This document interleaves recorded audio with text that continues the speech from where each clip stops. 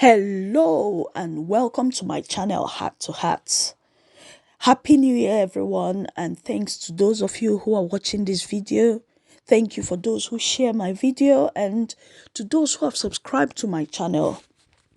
Today we'll be bringing the story of Alanis, the daughter or the late daughter of a Nigerian businessman. His video, he was giving a talk to Punch newspaper, and it was really touching. It was really touching.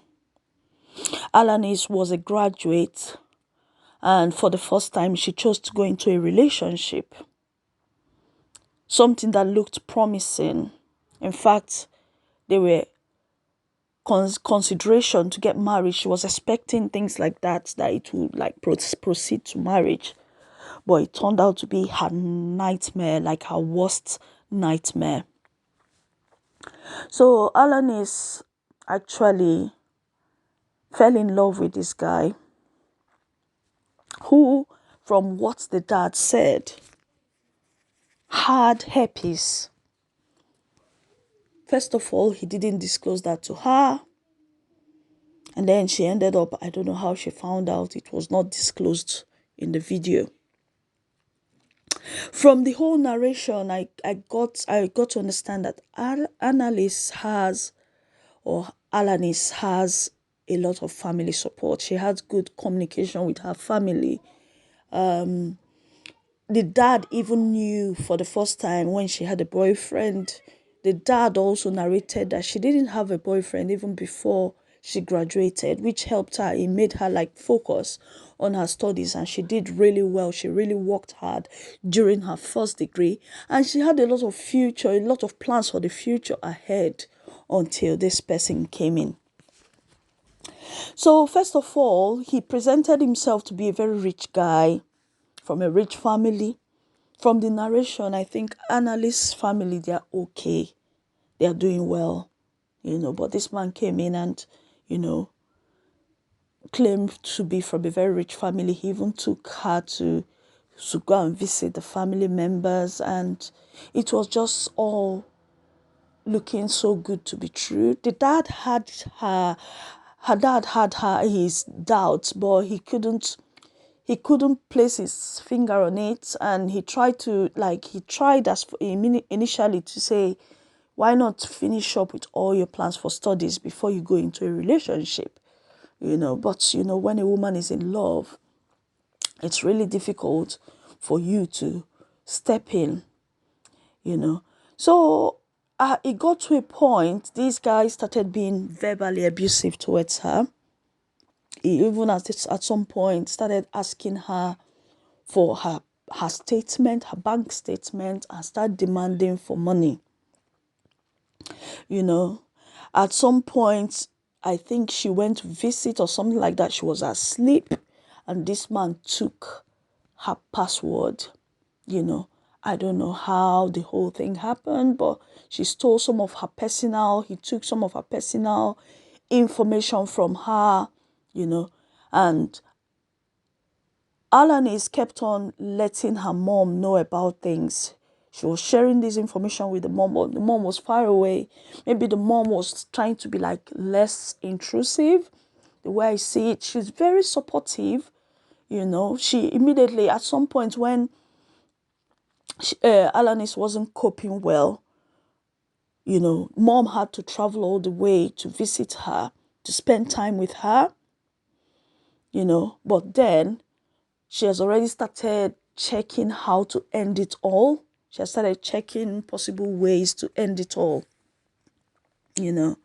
So we also heard that the man was also forcefully removed her from his home, I believe maybe she had so much trust in the whole relationship, and maybe she didn't even know where to start from. But what would you do, if you started with this guy from scratch, and your first relationship, you got an infection that you have to live with for the rest of your life, and this same relationship is now coming to an end. You see yourself as someone carrying a baggage that you have to take into your next relationship. So it's not easy. I can't say it is easy what she went through. And that is apart from the financial abuse, the verbal abuse, and everything, and even dragging her out of his house. I also understand that she got to know this guy through a friend, her best friend. So all these things happened within a web, that is sometimes very difficult to come out or to break free from. So mom came around to support her. She kept on, as if she knew what she was going to do. She kept on sending evidences to mom.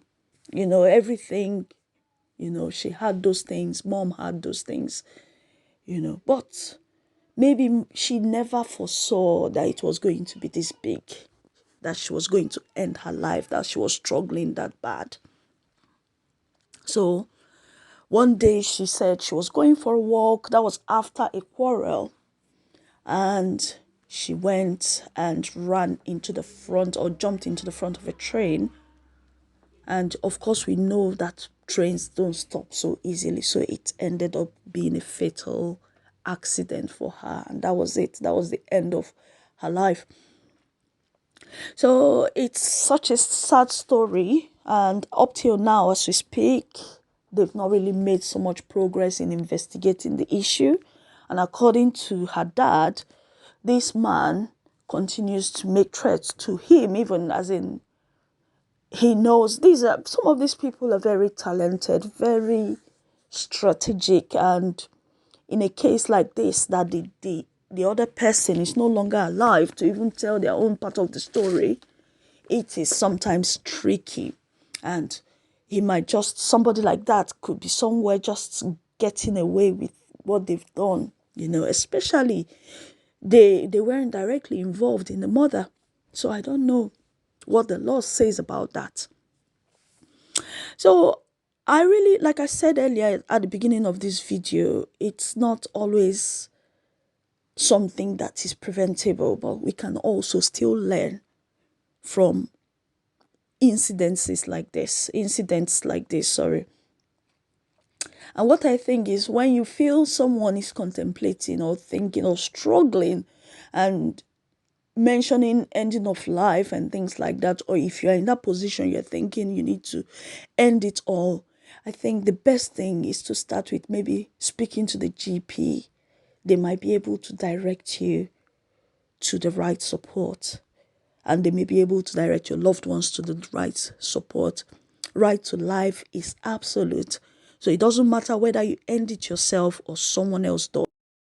Thank you for watching. Bye-bye.